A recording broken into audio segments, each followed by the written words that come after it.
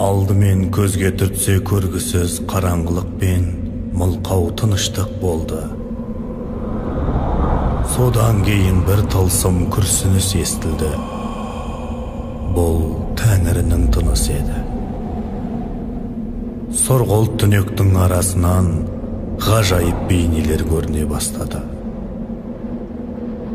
Кенет Тәңірінің тұңғиығынан үш дене бөлініп шықты.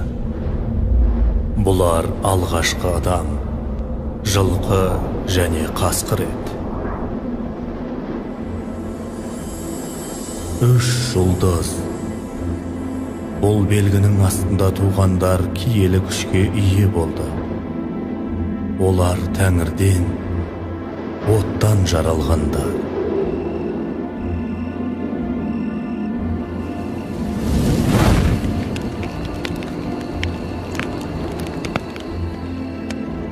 Бүгін хан ордасында мызғымас тыныштық орнаған. Қайралған суық қарудың, кісінеген аттың даусы естілмейді. Мылқау тыныштық. Бұл түн, қаралы түн. Сардарлар үнсіз, сарбаздар үнсіз. 300-дің айбынды ханы Абылайда үнсіз. Бүгін ханның сенімді серігі мәңгілікке көз жұмды. Бұл кәрі тұлпар көк балақ еді.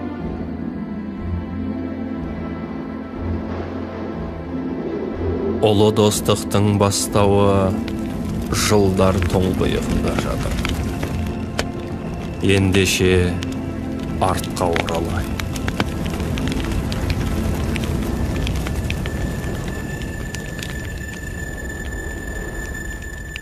Бұл қазақ даласындағы аласапыран кез еді. Көздері қаннан қызарған қалмақ әскері қазақ даласына соғыспен келді.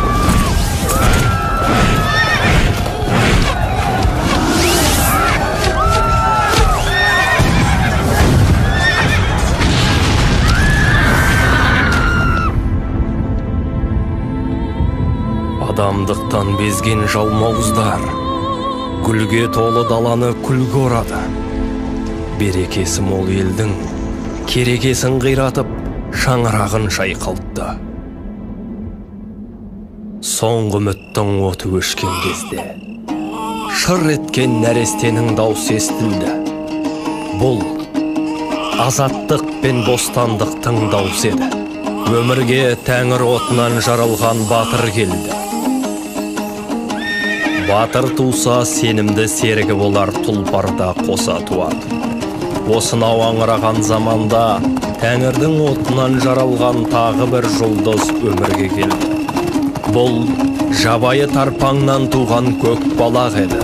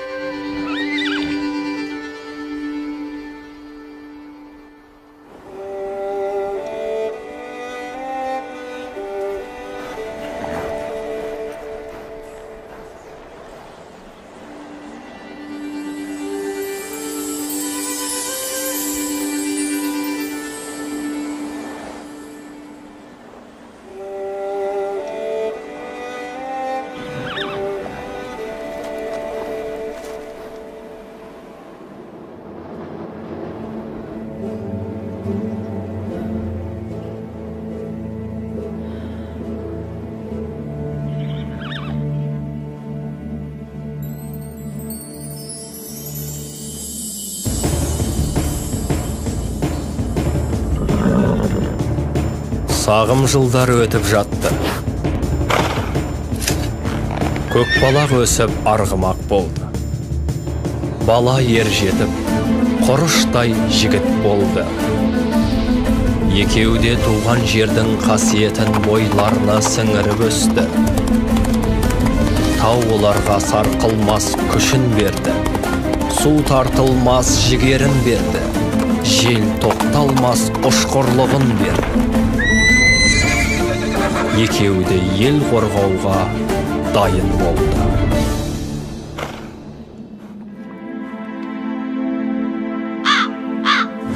Бұл кезде жалмауыз қалмақтар қазақ жерін аш қасқырдай талап, жалынға орады.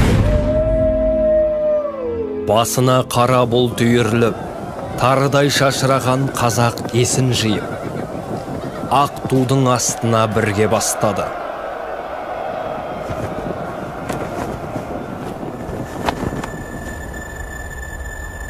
Ел тағдырын шешетін ақтық шайқас болар күнді жетті.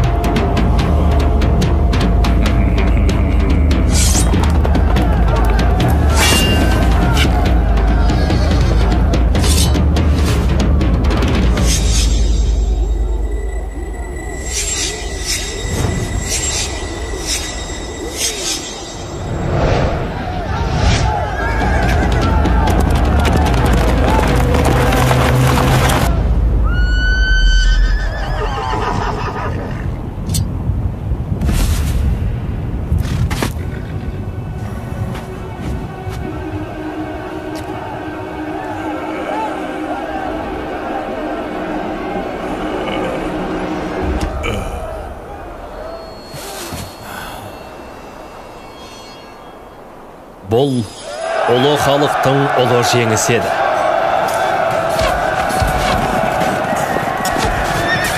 Жұдырыққа жұмылған қазақ батырлары жау айбынын найзаға қадап, жауыздықтың қара туын құлатты.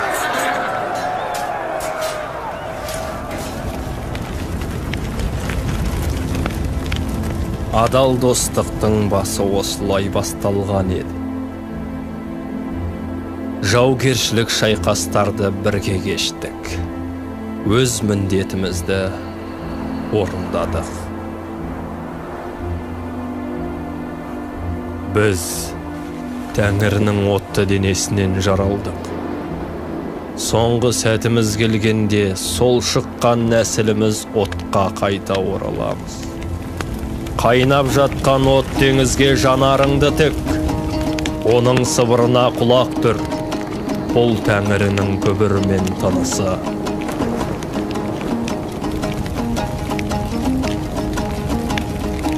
Хош бол, ұлы даланың ұлы ханы Абылай.